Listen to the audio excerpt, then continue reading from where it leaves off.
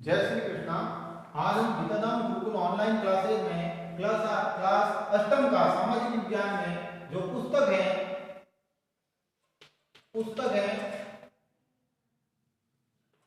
सामाजिक व राजनीतिक जीवन,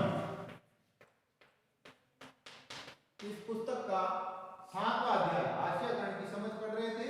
उसमें आज हम पढ़ेंगे हास्यकरण और अल्पसंख्यक और उनके हास्यकरण के बारे में।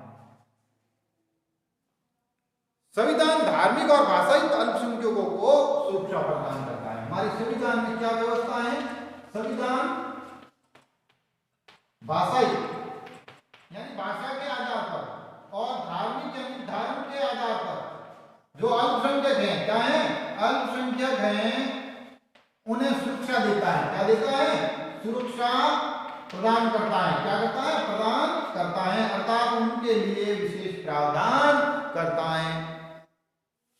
तो संविधान ने इन भाषाई और धार्मिक अल्पसंख्यकों के लिए सुरक्षा क्यों मुहैया करवाई?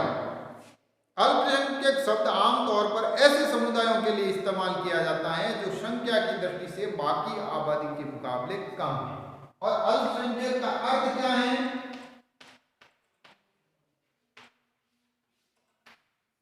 अल्पसंख्यक का अर्थ है कि ऐसे समुदाय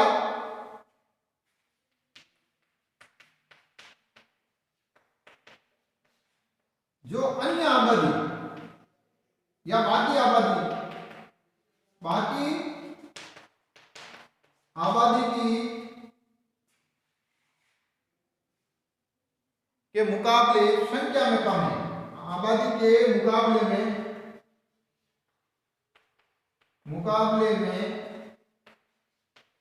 संख्या में कम है। क्या है? संख्या में कम है। ऐसे लोग जो बाकी अन्यों के मुकाबले संख्या में कम है। लेकिन यह अवधारणा केवल संख्या के आधार तक ही सीमित नहीं है, लेकिन यह अवधारणा जो अन्य केवल सत्ता और संसाधनों तक पहुंच के जैसे मुद्दे जुड़ गए हैं, बल्कि इससे सामाजिक और सांस्कृतिक आयाम भी होते हैं। इसका अर्थ ये नहीं कि सत्ता तक पहुंचना है, बाद में इसको सत्ता तक पहुंचने का एक जरिया बना दिया गया, लेकिन उसके साथ सामाजिक और सांस्कृतिक भी हैं। जैसा हमने पहले पढ़ा कि भारतीय संविधान इस बात को मानता है कि बहुसंख्यक समुदाय की संस्कृति समाज और सरकार की अभिव्यक्ति को प्रभावित करती है। ऐसी सूरत में छोटे आकार वाले घाटे की बात साबित हो सकती है और संभव है कि छोटे समुदाय हाशिए पर खिसकते चले जाएं। ऐसे में अल्पसंख्यक समुदायों को बहुसंख्यक समुदायों की संस्कृति वर्चस्व की आकांक्षा से बचाने के लिए सुरक्षात्मक प्रावधान की जरूरत है। इन्हें ये प्रावधान भेदभाव और नुकसान की आकांक्षा से बचाते हैं। जरूरत ये है कि बहुसंख्यक आबादी से ये आशंका रहती है कि ये जो छोटे समुदाय हैं, अन्य समुदाय हैं, इनको किन्हीं तरह के सांस्कृतिक और सामाजिक सरोकारों से इनको नुकसान हो सकता है। तो उन्हें इन चीज़ों से बचाने के लिए इन्हें सुरक्षा प्रदान की गई है संविधान की तरफ से। कुछ खास परिस्थितियों में छोटे समुदाय अपने जीवित संपत्ति और कुशल स्वयं के बारे में असुरक्षा महसूस करते हैं। असुरक्षा की ये भावना तब और बढ़ जाती है जब अल्पसंख्यक बहुसंख्यक समुदायों के संबंध तनावपूर्ण होते हैं। इस संविधान में इन सुरक्षाओं की व्यवस्था इसलिए की गई कि संविधान भारत की सांस्कृतिक विविधता की सुरक्षा और समानता इस बात न्याय की स्थापना के प्रति संकल्प है, जैसा कि आप अन्य अध्याय में पढ़ चुके हैं। कानून को कायम रखने और मौलिक अधिकारों को सुरक्षा करने के में न्यायपालिका का एक अहम भूमिका निभाती है। अगर किसी भी नागरिक को ऐसा लगता है कि उनके मौलिक अधिकारों का हनन हो रहा है तो वो अदालत में जा सकता है। ऐसा है जो हम आगे बढ़ेंगे। अब हम पढ़ेंगे मुसलमान और हास्यकरण। क्या पढ़ेंगे? मुसलमान व हास्यकरण। मुसलमान और उनके हास्यकरण के बारे में पढ़ेंगे। 2011 की जनगणना के अनुसार भारत की आबादी में मुसलमानों की संख्या 14.2% थी। 2011 की जनगणना के अनुसार जो मुस्लिम आबादी थी वो 4.2% थी। कितनी थी? 2% थी।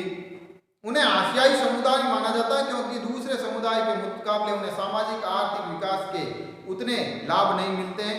विभिन्न स्रोतों से ली गई 3 सारणियों से हमें पता चलता है कि मूलभूत सुविधाओं, साक्षरता और सरकारी नौकरियों के हिसाब से मुस्लिम समुदायों की स्थिति कैसी है, जो हमें इन सारणियों में पढ़ेंगे।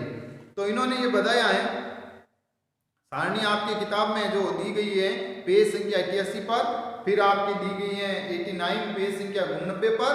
तो इससे हमें ज्ञात होगा कि मुसलमानों को क्या क्या चीज़ें हैं। जैसे एक नौकरी है, नौकरियों के बारे में बताया गया है, जो कुल आबादी का 13% हिस्सा मुस्लिम लोग नौकरी में हैं, 3% लोग भारतीय प्रशासनिक सेवा में जाते हैं, 4% लोग भारतीय हैं जो इस सेवा में जाते हैं पुलिस सेवा में, और भारतीय विदेश सेवा में लगभग 1% है, 3% केंद्रीय और सार्वजनिक उपक्रमों में जाते हैं, और राष्ट्रीय स्तरीय पीयूसी में 10% और बैंक और रिजर्व में बैंक में 2% जाते हैं। तो ये आंकड़े इस बात के संकेत हैं कि ये लोग पिछड़े हुए हैं। सरकार ने 2005 में एक उच्च स्तरीय समिति गठित की जिसे न्यायमूर्ति राजेंद्र सिंह सच्चर की अध्यक्षता में बनाई गई।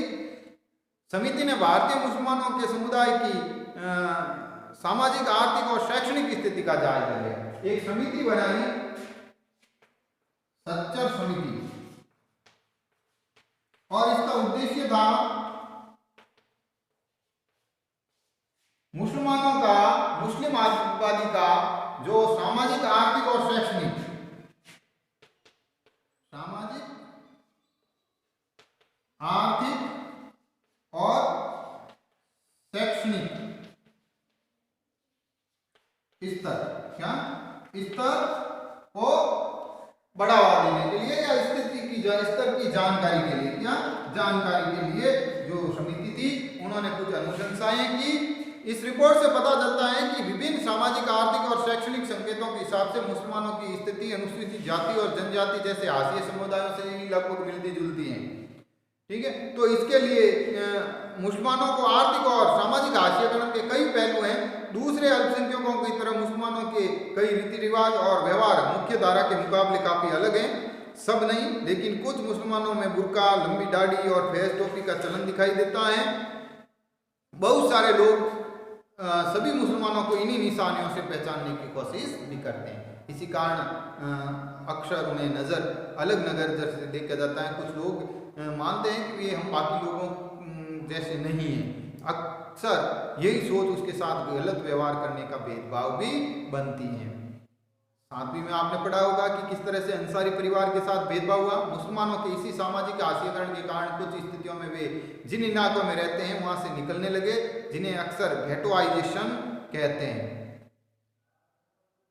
कभी कभी ये पूर्वाग्रह, घृणा और हिंसा को जन्म देता है। तो इस अध्याय में हमने देखा कि मुसलमानों के आर्थिक और सामाजिक हाशियाकरण के बीच गहरा संबंध है। इसी अध्याय के पीछे आदिवासियों की स्थिति के बारे में भी पढ़ा, और इसी तरह आपका ये पाठ पूरा हुआ। कल हम इसके प्रश्न उत्तरों पर करेंगे। धन्यवाद।